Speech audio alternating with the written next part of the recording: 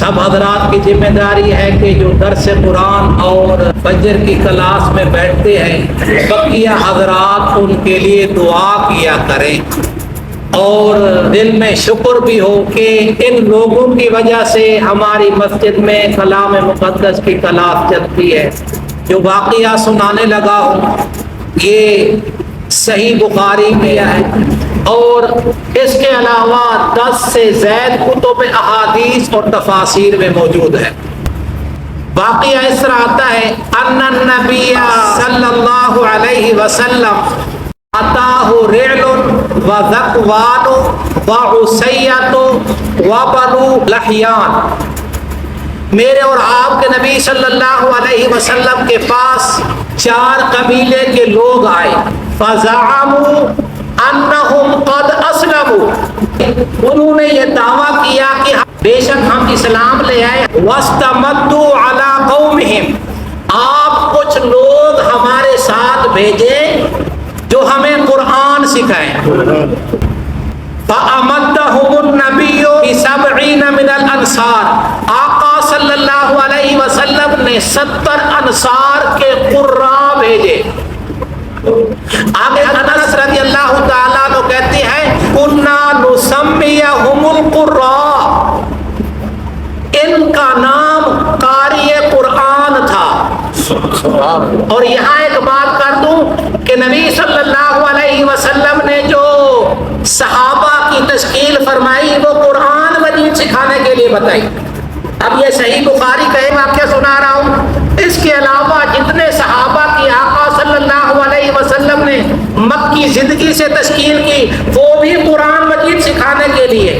یہ قاری کون تھے؟ اللہ کے رسول صلی اللہ علیہ وسلم نے اس کا تذکرہ کیا، یحتطبون بالنہار ویصلون باللیل، دن کو یہ لکڑی چنا کرتے تھے اور رات کو قرآن پڑھا کرتے تھے۔ آگے سنیے، وہ جو آئے تھے نا لینے کے لیے انہوں نے کیا کیا؟ فانطلقوا بہم، ان کو لے کے چلے حتی بلغوا بئر معونہ، جب بئر معونہ کے پاس پہنچے غادروا بہم وقتلوہم، انہوں نے غداری کی، عہد شکنی کی یا ان کو قتل کر دیا۔ لیکن ان کو قتل کرنے والوں کے لیے نبی صلی اللہ علیہ وسلم نے 1 مہینے تک دعا کرتے رہے۔ اور فجر کی نماز میں یا مغرب کی نماز کا بھی تذکرہ آتا ہے، اور جنہوں نے ان کو شہید کیا ان کے لیے کتنی عرصہ؟ 1 مہینہ۔ خود حدیث میں لفظ آتا ہے فَقَانَتَ شَهْرًا يَدْعُو عَلَىٰ رِمْلٍ وَزَكْوَانَ وَبَنِي لَحْيَانَ، 1 مہینے تک نبی صلی اللہ علیہ وسلم دعا کرتے رہے اور وہ بھی فجر کی نماز اور دوسری رکعت کے رکوع کے بعد آپ دعا کرتے رہے 1 مہینے تک۔ آگے سنیے، یہ دوسرا رخ بتانے لگا ہوں، اگر آج ہم قرآن مجید کے ساتھ جڑ جائیں، قرآن سیکھنے والے بنے، قرآن سمجھنے والے بنے، کچھ لوگ کہتے ہیں کہ دین سیکھو، کچھ لوگ کہتے ہیں اسلام سیکھو، کچھ لوگ کہتے ہیں شریعت سیکھو، تو میرا سوال ہے پوری شریعت کس میں ہے؟ پورا دین کس میں ہے؟ پوری شریعت کس میں ہے؟ قرآن مجید میں۔ گزشتہ جمعے میں بھی اور دروس سے بتا چکا ہوں، نبی صلی اللہ علیہ وسلم قرآن سکھانے، سمجھانے اور پڑھانے اور آگے دوسروں کو پہنچانے کے لیے آئے تھے۔ آیت دلیل پہ طور پہ پیش کرتا ہوں 129 سورۃ البقرہ کی آیت دیکھو، یتلو علیہم آیاتک، آیات ہی سورۃ آل عمران میں آتا ہے، ٹھیک پڑھے آپ نے۔ یہ 129 جو ہے یتلو علیہم آیاتک ویعلمہم الکتاب، قرآن مجید قرآن پڑھائیں اور ترجمہ تشریح بھی پڑھائیں، تاکہ جب قرآن مجید سے ہم جڑیں گے، جب ہم قرآن سیکھنے سمجھنے والے بنیں گے تو انشاءاللہ کل قیامت کے دن میرا اور آپ کا حشر بھی صحابہ کرام کے ساتھ ہوگا۔ اور صحابہ کرام کہتے تھے تعلمنا الایمان ثم تعلمنا القرآن، ہم نے ایمان کے بعد قرآن سیکھا، اور آگے فرمایا فددنا بہ ایمانا، ہمارے ایمان کو جلا بخشا، ہمارے ایمان میں ترقی ہوئی تو کس وجہ سے؟ قرآن مجید سے۔ آگے سنیے، قال قتادہ وحدثنا انس، قتادہ کہتے ہیں انس رضی اللہ تعالیٰ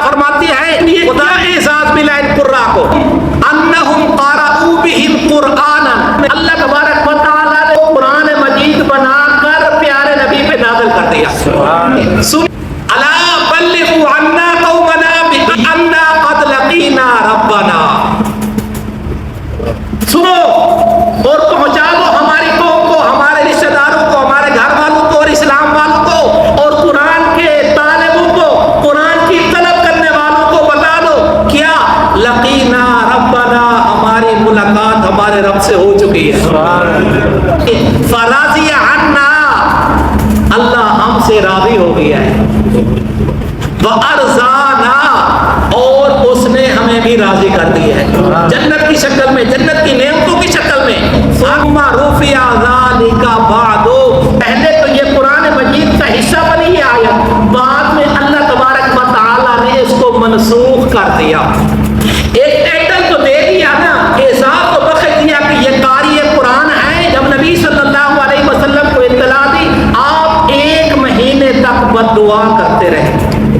قرآن مجید کے ساتھ جڑ جائیں گے تو انشاءاللہ دنیا بھی سنور جائے گی, آخرت بھی سنور جائے گی. ہے مشکل, سارے احکام الہیہ سے مشکل ہے قرآن مجید کی کلاس میں بیٹھنا, لیکن اللہ کے لیے زندگی کا کوئی پتہ نہیں ہے. قرآن سیکھتے سیکھتے فوت ہو گئے تو کیا ہوگا؟ کل قرآن مجید پڑھتے پڑھتے قبروں سے نکلیں گے اور جنت کے درجوں پہ پہنچیں گے.